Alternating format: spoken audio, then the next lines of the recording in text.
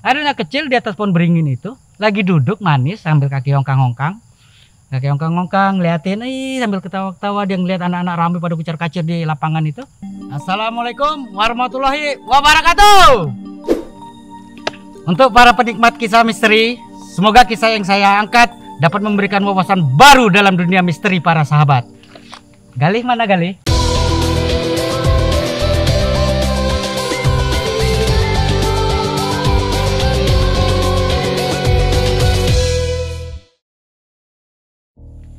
Bismillahirrahmanirrahim. Pada kesempatan ini saya akan sedikit berbagi cerita bagaimana saya ditempa, bagaimana saya mendapatkan satu jati diri. Waktu kecil saya merupakan salah satu siswa yang lumayan cerdas lah ya. Kelas 4 SD itu aku sudah sering membantu orang tuaku untuk mengerjakan pekerjaan-pekerjaan orang tuaku. Papa bekerja di Badan Pertanahan Nasional dan spesialisnya adalah pembuatan peta bidang. Di mana dalam pembuatan peta bidang ini akan membutuhkan banyak sekali hitung-hitungan. Yang kali-kalian, yang bagi-bagian, sampai yang namanya rumus Pitagoras pun akan terterap di sini. Alhamdulillah, entah ada apa, entah suatu ilmu apa yang masuk ke dalam diriku, aku bisa menguasai itu. Sampai akhirnya dan papa pun melihat aku yang suka begadang. Jadi papa pikir daripada si Gali ini bergadangnya nggak ada tujuan, daripada bergadangnya hanya bermain, dengan tanda kutip ya bermainnya, mendingan kasih kerjaan deh biar nggak bosenin. Akhirnya apa? Dikasihlah sama papa, dikasih tugas untuk menghitung waktu itu.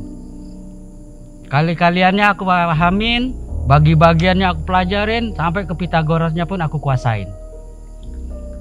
Sampai suatu ketika papa mungkin sudah lelah dengan pekerjaannya, dan mungkin papa sudah capek begadang semalaman. Tugas ini diserahkan sepenuhnya kepadaku. Kurang lebih jam 11 malam, di saat aku sedang serius mengerjakan tugas yang diberikan sama papa ini tadi, dan seisi rumah semuanya udah pada tidur. Mama udah tidur, kakakku udah tidur, mbakku udah tidur. Tiba-tiba ada yang mengetuk. Tek, tek, tek. Tidak kuhiraukan. Aku masih fokus dengan tugas yang diberikan. Diketuk lagi. Tuk, tuk, tuk. Aku pikir siapa sih yang bertamu malam-malam? Mau apa malam-malam kayak gini kok bertamu?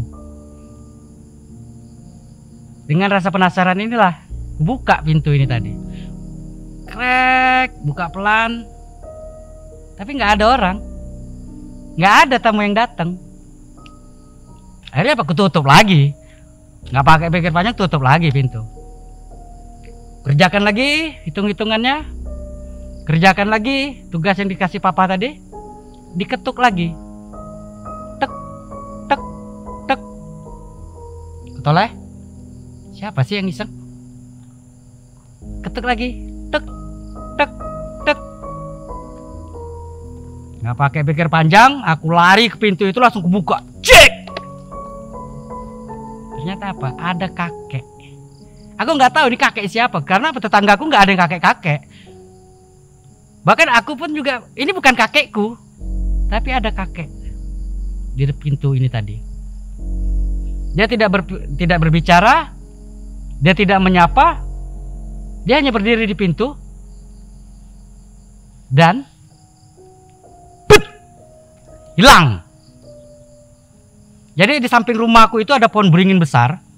Ya, ada pohon beringin besar dan di sampingnya lagi ada bunga kantil. Jadi buat teman-teman yang nggak tahu bunga kantil ini adalah bunga yang wanginya itu semerbak dan ini biasa digunakan oleh para praktisi untuk memanggil atau untuk pelengkap kembang 7 rupa. Bunga kantil ini. Tapi si kakek ini masuk pohon beringin itu. Logis dong, kita logis. Kan? Tapi waktu itu aku masih kecil, aku cuma mikir, ada deh, palingan cuma tamu iseng, biarin aja sih.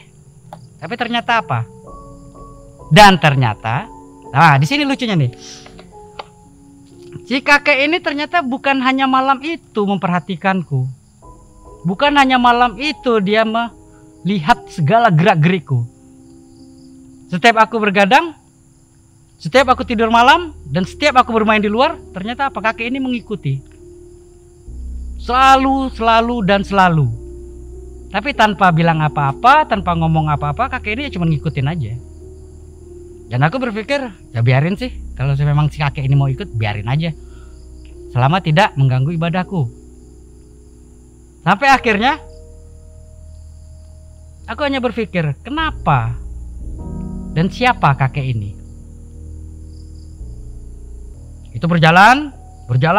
Setiap kemanapun aku pergi, kemanapun aku bermain, dia selalu ikut. Lulus sekolah, kelas 6 SD, aku coba mencari jati diriku.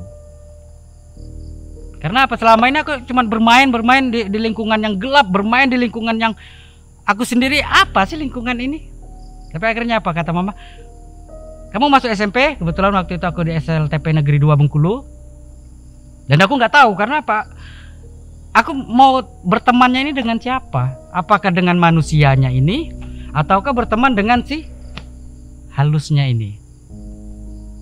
Dan aku pikir cukup. Aku nggak mau main sama kamu lagi. Tapi ternyata nggak bisa. Kita nggak bisa melupakan. Kita nggak bisa yang namanya acuh terhadap lingkungan kita. Masuk ke SMP Negeri 2. Dan aku untuk menyalurkan hobiku, untuk menyalurkan suatu kegiatan yang sering aku kerjakan sia-sia ini tadi. Akhirnya mama menyarankan masuk pramuka aja kamu, Leh. Oh, mungkin ada benernya juga nih masuk pramuka nih. Ya kan? Karena apa? Di pramuka ini insya Allah bakal banyak ilmu yang aku dapatkan. Sudah? Akhirnya aku daftarkan diriku untuk masuk pramuka.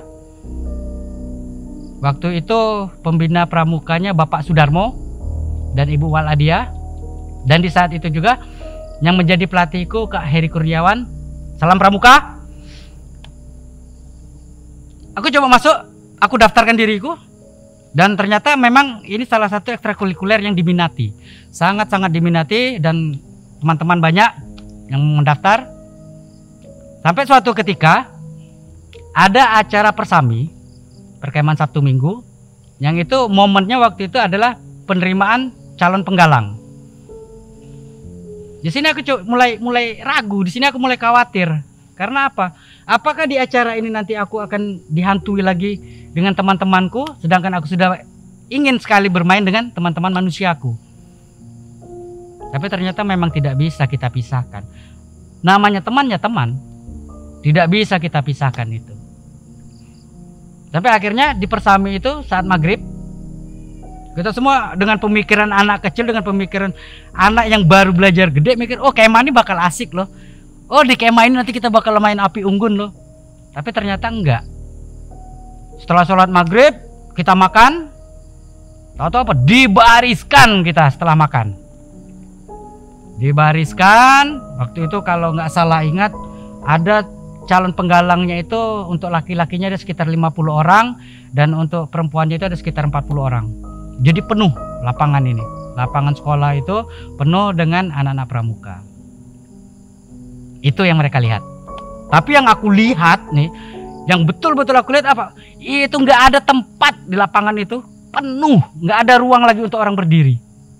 Karena apa? Ada anak kecil-kecil lain, ada anak-anak sebayaku di situ. Tapi mereka tidak pakai baju pramuka, beda dengan kami manusia yang menggunakan baju pramuka. Dan aku pikir ya sudahlah, kalau memang mereka pengen ikut baris, mungkin dia pengen ikut pramuka juga.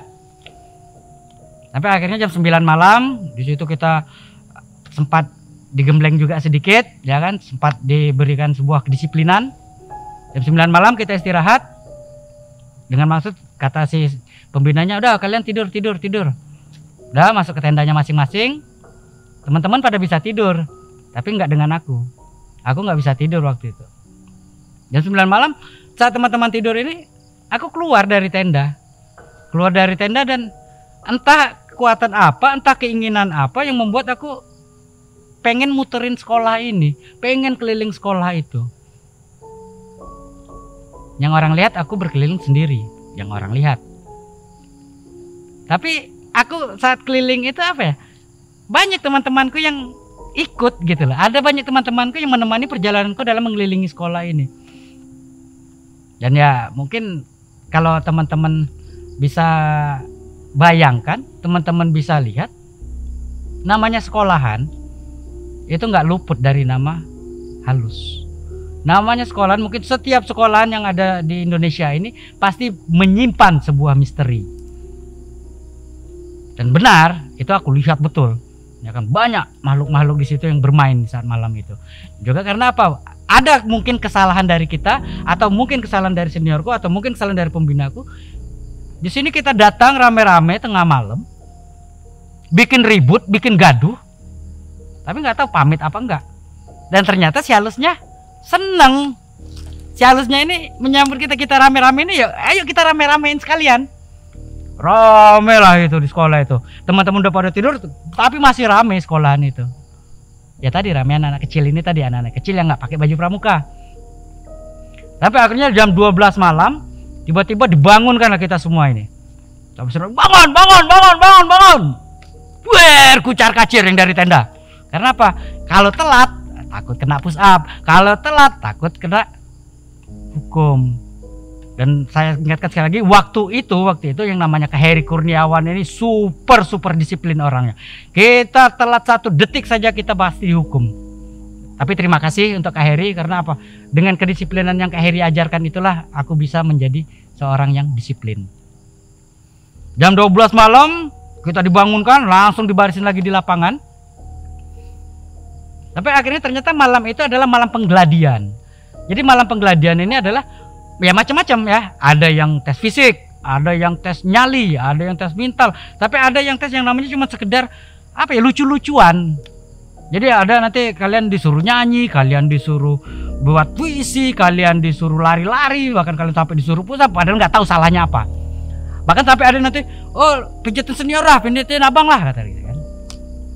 Dah, sampai ada 1 titik, dan itu kami harus mendapatkan seluruh tanda tangan dari senior.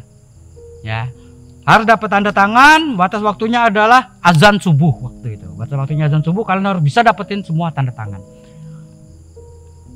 Ada 1 senior nih iseng. Aku sendiri nggak tahu apakah senior ini memang dia bisa melihat atau apa. Dia iseng waktu itu. Jadi di sekolahan ini juga ada pohon pelamboyan. Dimana pohon pelamboyan itu ada di belakang sekolah. Dia bilang, hei kamu sini, coba kamu ke pohon pelamboyan itu, kamu duduk di sana, kata dia. Kata si senior ini, kamu duduk di sana sendirian sambil mengucapkan Dasa Dharma Pramuka. Ya, jadi pohon pelamboyan ini pohon besar waktu itu.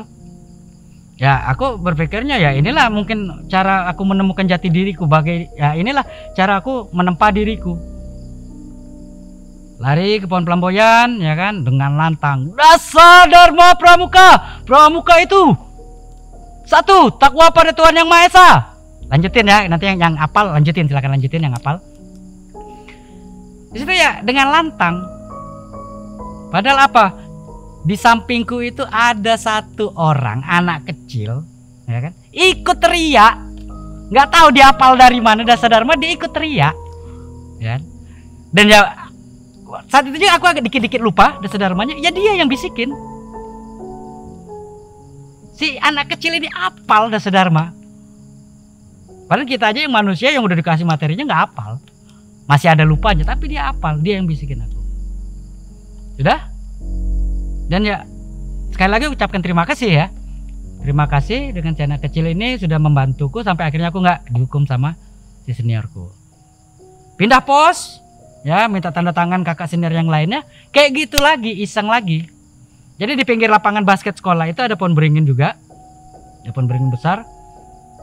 Di situ kalau kata kakak senior itu, Leh, kamu ke pohon besar itu.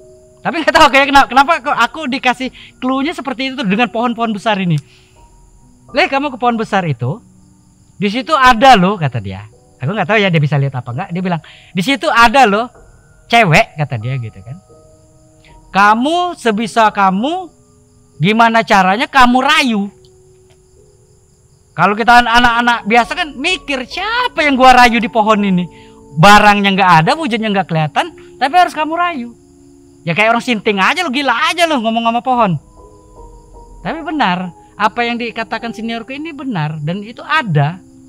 ada sosok cewek, anak kecil lagi, anak cewek ini anak kecil. Mungkin apakah dengan pemikiranku yang kecil bahwa jadi yang aku lihat semuanya anak kecil yang sebaya denganku. Ada anak kecil di atas pohon beringin itu lagi duduk manis sambil kaki hongkang-hongkang. Kaki hongkang-hongkang, liatin sambil ketawa-ketawa, dia ngeliat anak-anak ramai pada kucar-kacir di lapangan itu. Dan aku harus merayu dia. Karena aku bisa ngeliat ya enak dong ngerayunya. Tapi teman-teman yang lain bilang, gila nih Gali nih, gila nih. Kan? Di situ aku rayu, woi turunlah, sini main sama aku.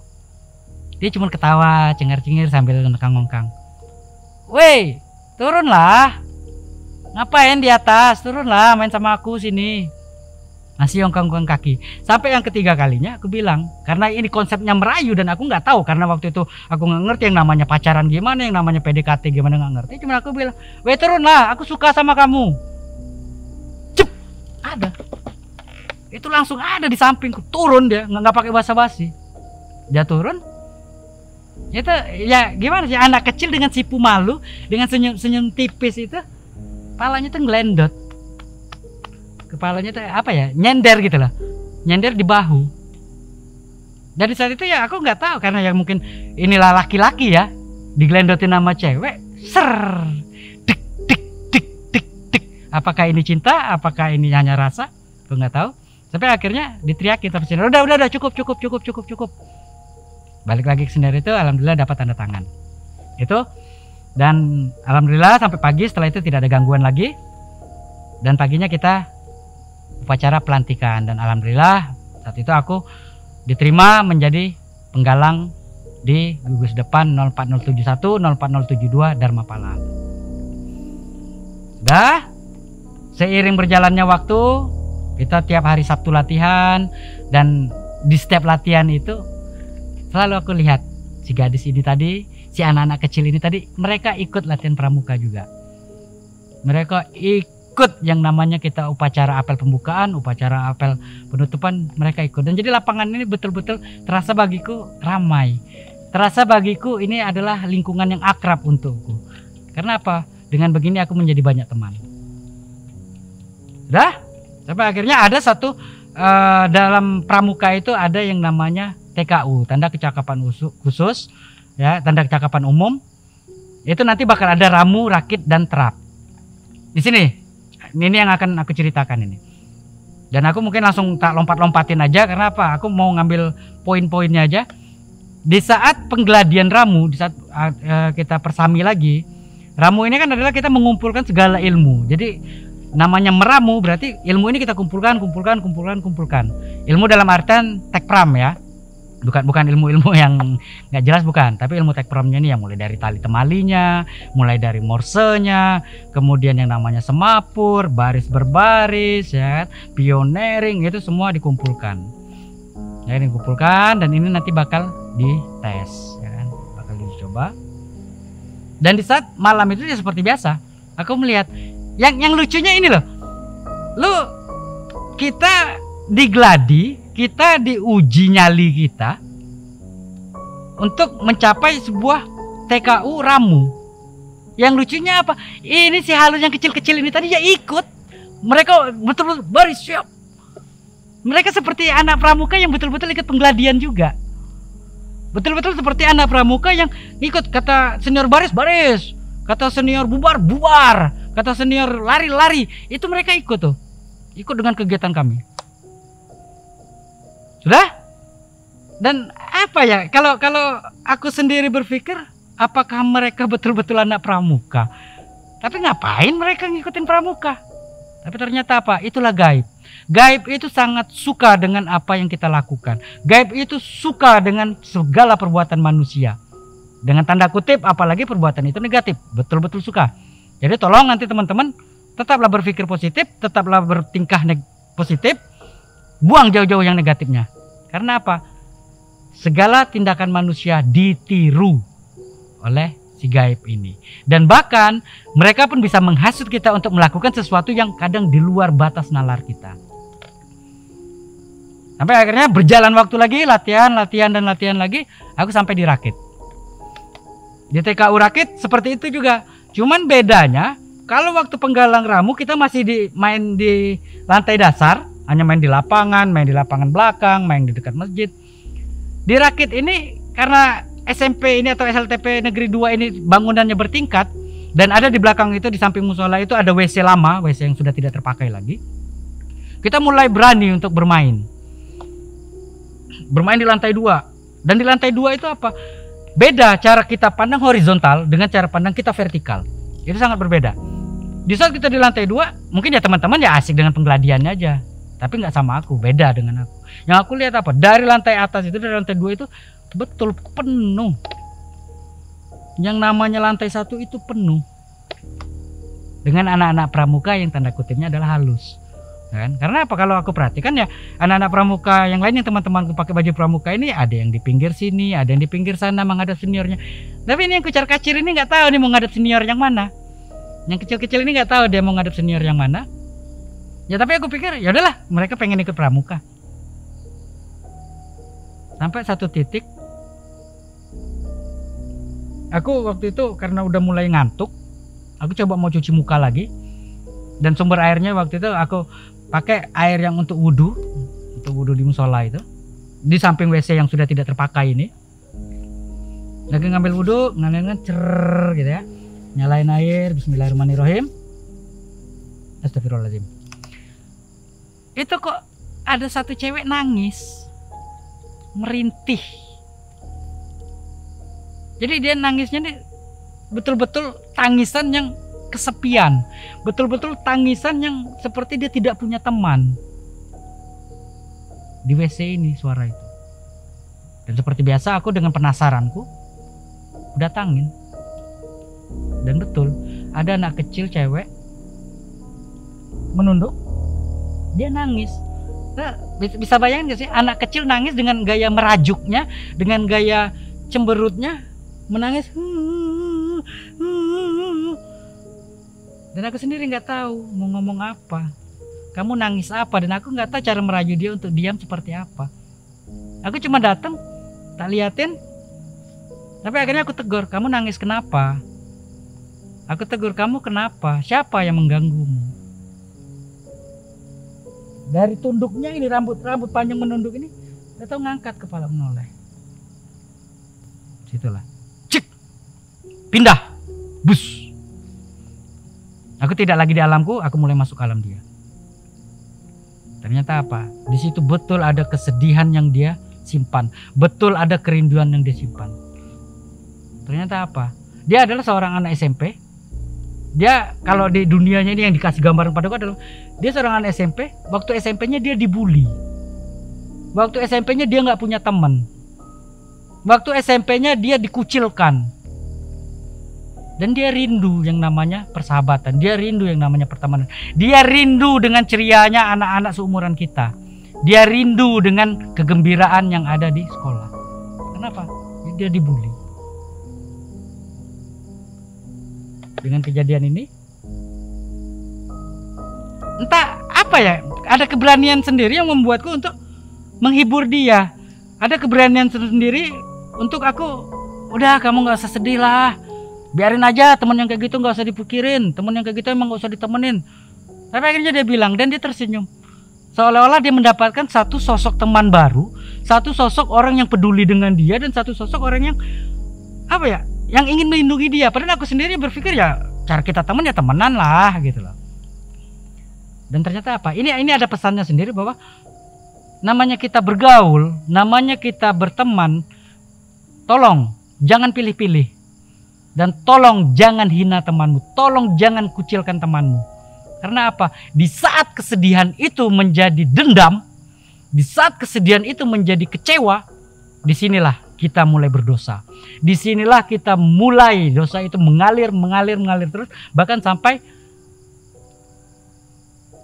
kita hilang dari yang namanya sebuah kesetiaan, sebuah rasa cinta kita hilang. Karena apa? Timbulnya benci.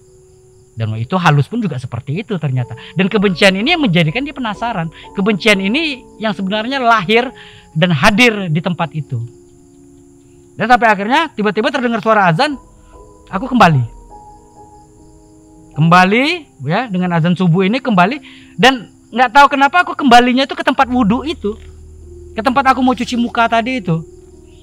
Kembali di situ dengan teman-teman udah rame, teman udah antri, gantian buruan wudhunya, kita gantian, kita mau sholat subuh berjamaah waktu itu. Dan ternyata apa? Takwa pada Tuhan Yang Maha Esa. Itulah yang mengembalikan kita sejatinya kita sebagai manusia. Dan aku keluar dari dunia itu. Ya, sholat subuh, alhamdulillah kita berjamaah. Dan paginya seperti biasa kita upacara pelantikan. Aku dilantik jadi rakit. Ternyata apa? Di saat rakit inilah. Kenapa? Rakit ini secara hakikatnya adalah ilmu yang kita kumpulkan di ramu ini tadi. Kita akan merakit, ya apa? Menyatukan ilmu ini tadi, kita satu-satukan. Oh, ini hubungannya dengan ini. Oh, ini kaitannya dengan ini. Oh, di navigasi darat berarti kamu harus belajar kompas. Selain belajar kompas, belajar apa lagi? Oh, kamu berarti harus belajar tanda medan. Dan ini kita kumpulkan menjadi satu ilmu baru, satu materi baru. Sampai akhirnya ada satu titik yang menyarankanku atau mengarahkanku pada TKU Terap. Nah, di TKU Terap ini agak lucu juga nih, agak unik juga. Karena apa? Di tahun 1998 itu aku kelas 2 SMP. Ada di TKU Terap itu pada poin 19.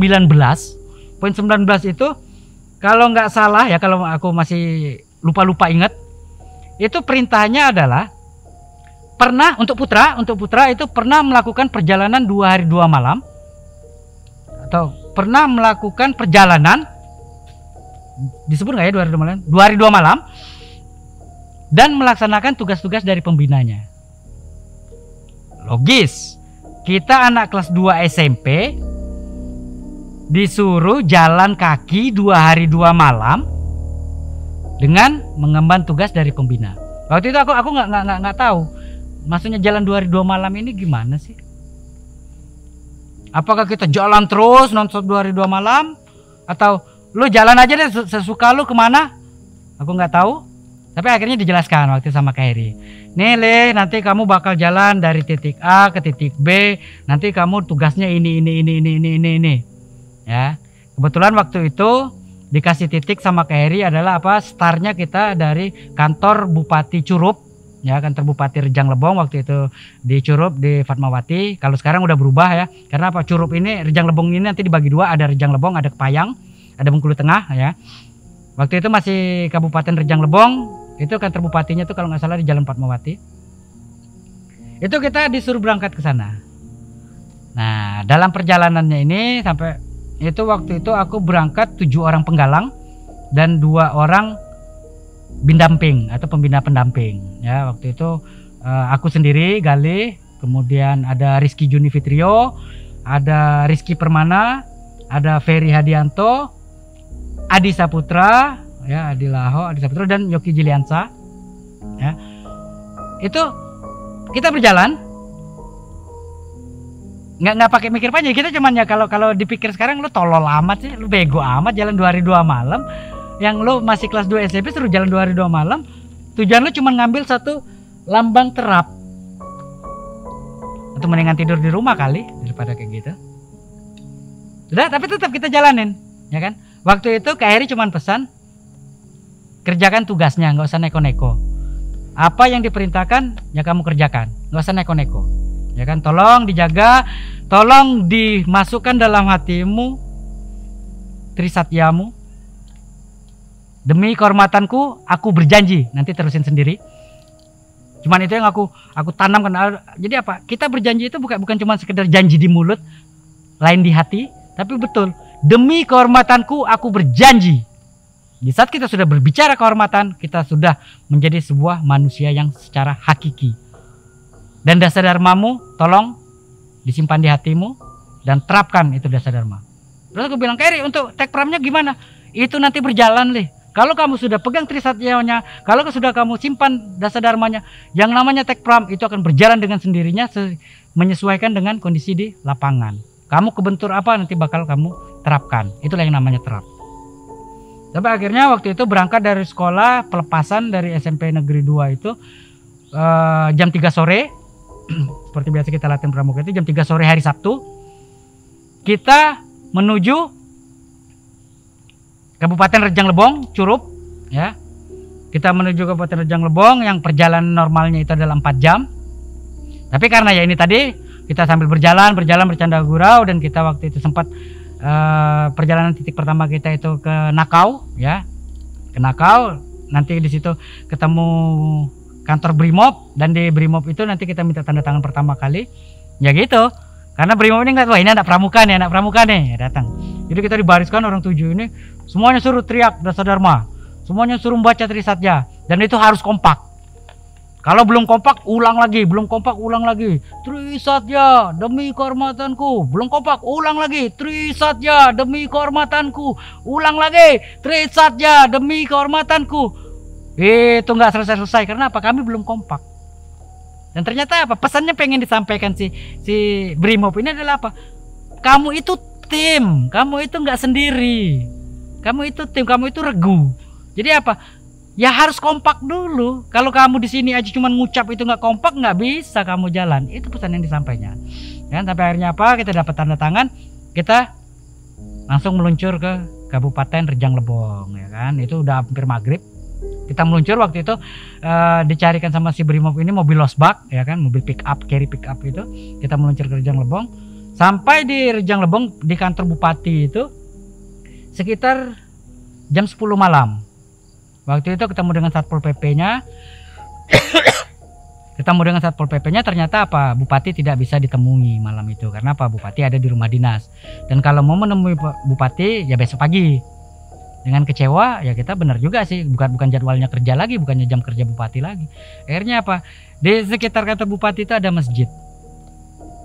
Dan kita ngambil keputusan waktu itu ke Adi Putra Gultom ini, atau kita sering panggil Kak Gultom. Jadi kita istirahat di masjid aja deh, nggak usah buka tenda. Karena apa? Curup ini dingin, tempatnya dingin. Kalau buka tenda ntar takutnya besok pagi lo orang udah kram duluan. Kita tidur di masjid. Seperti biasa istirahat, mandi di masjid itu, ya kan. Aku sholat. Waktu itu sholat malam, ya kan. Sholat isya dilanjutkan dengan sholat malam. Dan teman-teman yang lain pada istirahat. Sampai pada titik jam 3 malam.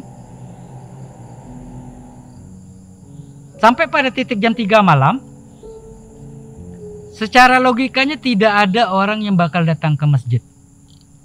Secara logikanya. Tapi apa? Di situ aku lihat ada jamaah datang. Sekitar 3 orang. Itu satu sosok kaki buntung, ya. Kaki itu patah penuh darah itu.